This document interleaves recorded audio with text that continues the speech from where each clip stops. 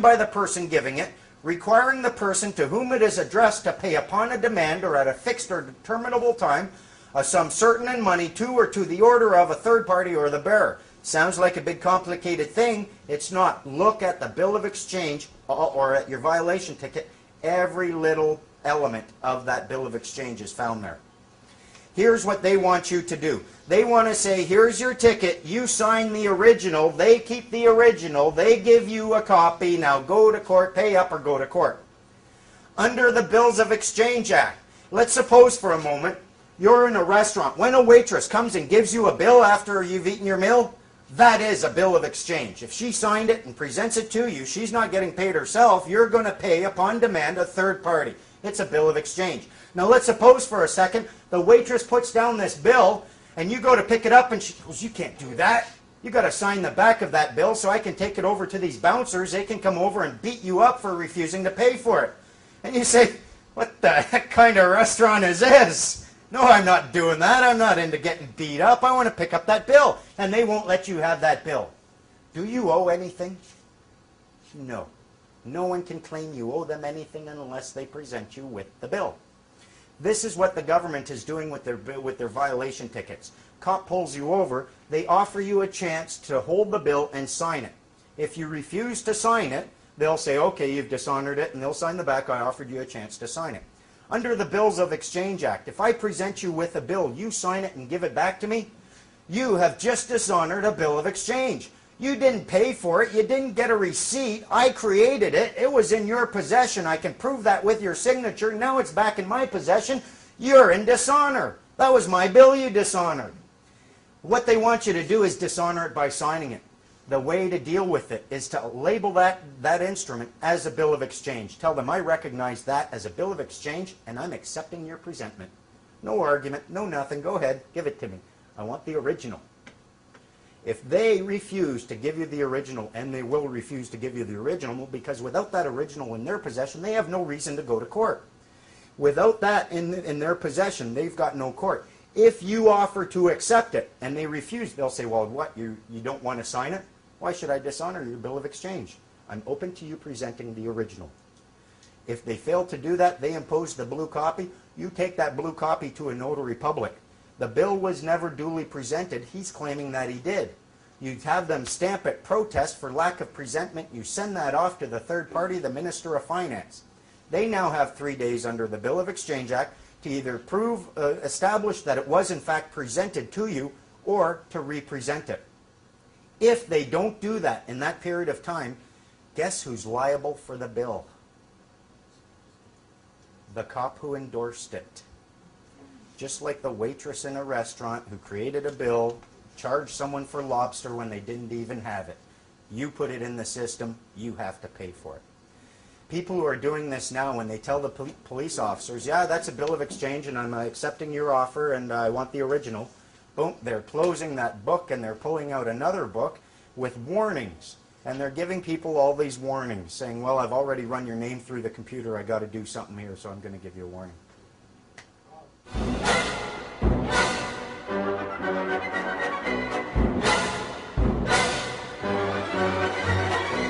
Okay, let's go to the next one.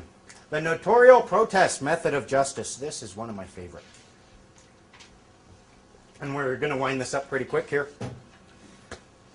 We should not have to create conflict in order to find justice. We should not have to create conflict with our fellow man to find remedy under the law.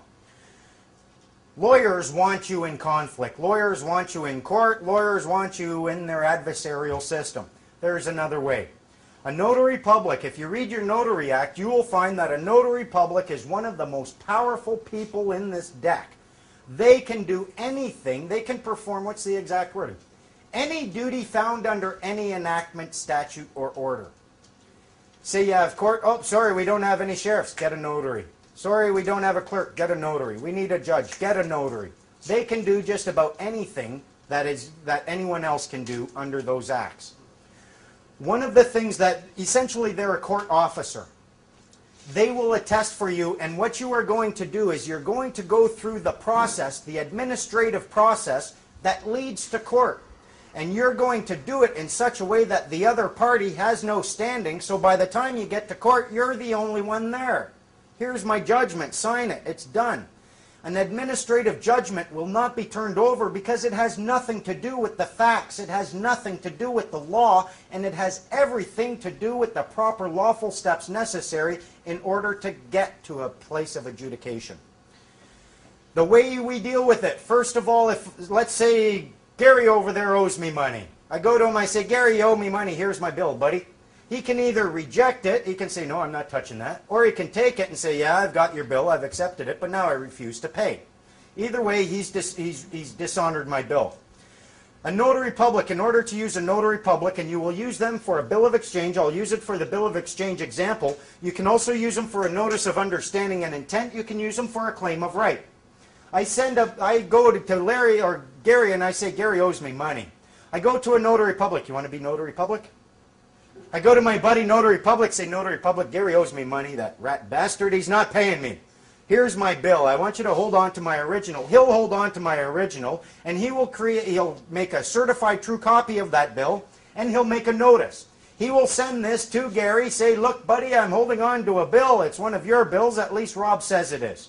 You've got 3 days to come and pick it up. Now, actually, he's going to get 10. He's going to get 3 days for the mail to go out, 3 days to decide what to do, 3 days for his response to come back. You're going to have a Sunday in there. Essentially, you got 10 days grace. If, within that 10-day period, Gary doesn't come to my buddy notary public and say, give me that bill, here's the money, make sure Rob gets it, now he's in dishonor. The notary public is going to craft a document called a notice of dishonor.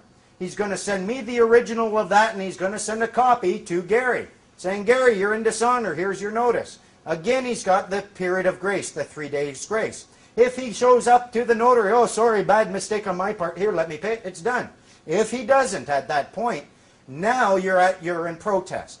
You craft a notice of protest, you take it to the notary public, he stamps it, sends off the certified true copy to Gary, and Gary now has 10 more days. If at that point I don't find remedy, Gary doesn't show up, I've sent off the bill of exchange, he received the notice, he received a notice of dishonor, he's received a notice of protest, and he doesn't pay, I've won. Game over. All I got to do is take my notarial package to any JP, any judge, and say, look, this is what happened, and the notary is the officer of the court. He's the guy who is attesting to the fact that this process, you've gone through it properly, and your opponent didn't even want to play, you win. They'll give you an order, you say, Sheriff, come with me, I'm going to see some property here. Do-do-do-do-do-do-do.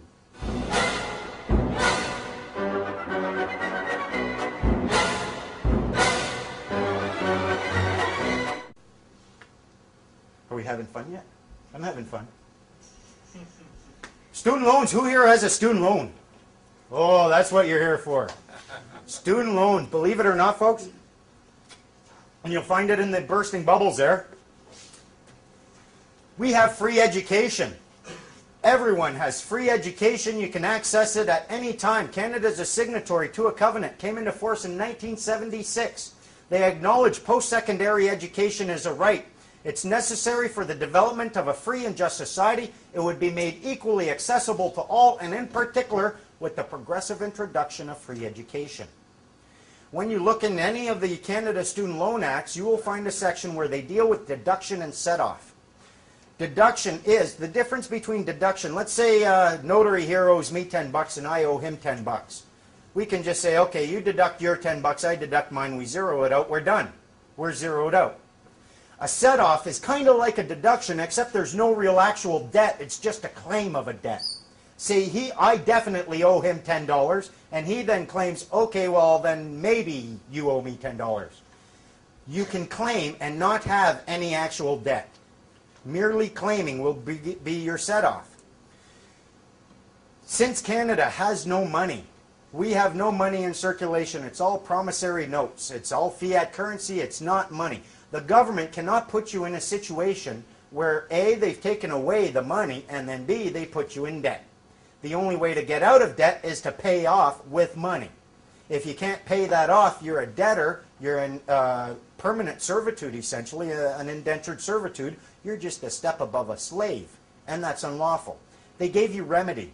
The remedy is in the form of the fact that because there is no money in circulation, You can point to the number on the back of your birth certificate at any time and say, here, pay this off. And that is the process with the paying off the student loans. You send them one letter. You say, hey, look, I heard this crazy guy talking about this number on the back of a birth certificate, and I got 20 simple questions.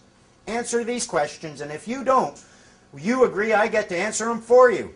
Write them off that letter. They're swimming in these letters right now. They don't like me too much. When they don't answer, you send them off another letter, say, hey, I gave you an opportunity to answer these questions, and you didn't want to, so now I'm going to do that for you. Here's the answers to my questions. Now, based upon that, because of my answers, I now have a belief. I now have an understanding. And based upon that understanding, I'm going to craft a document called a claim of right. Where in a common law jurisdiction, we can establish any right we want by claiming that that right exists. I can claim the right to poke you right in the eye. If I give you notice of this claim and you don't do anything, and then I poke you in the eye, you got no complaint. None. If, however, I say I'm going to poke you in the eye and you say, no, you're not, that might hurt me. Now I don't have that claim. You are going to claim that you have the right to seize your bond revenue to pay off the debt demanded from you by the government. I mean, in one hand, they've got your money. They're taking your money. They're sending it from the federal representative to the provincial representative. They're doing it every year. This is your money. You're going to take a little bit out of that, put it on your student loan, zero out your student loan. Your province, Glenn, or what's the guy's name? Campbell, yeah. He's going to get less money that year. He's not going to like it too much. And the other 78 of them. Yeah, they all get less money, but the thing is, although your province might get less money that year, it's coming out of your infrastructure, your education, your hospitals. You're a member of your own society. You're no longer in debt. It all equals out anyways when you look at it from a big enough perspective, except this time it's balancing in your favor instead of your representatives. Has anybody actually accomplished that yet? We are working very hard on that. No one's actually done it yet. People are sending off the documents, and I just got an email about 4 days ago from a guy who's gone through the process, done his claim of right, and now whenever he goes and he's trying to find out what's happening, he's getting the big runaround. We had one guy very close to doing it, and then someone put some fear into him, and he was worried about, you know, lifetime of audit and whatnot. What if you can use that one once? I don't see why not. You're discharging your loan honorably. It's lawful. You're not ripping anyone off. You're just using money you didn't even know you had access to.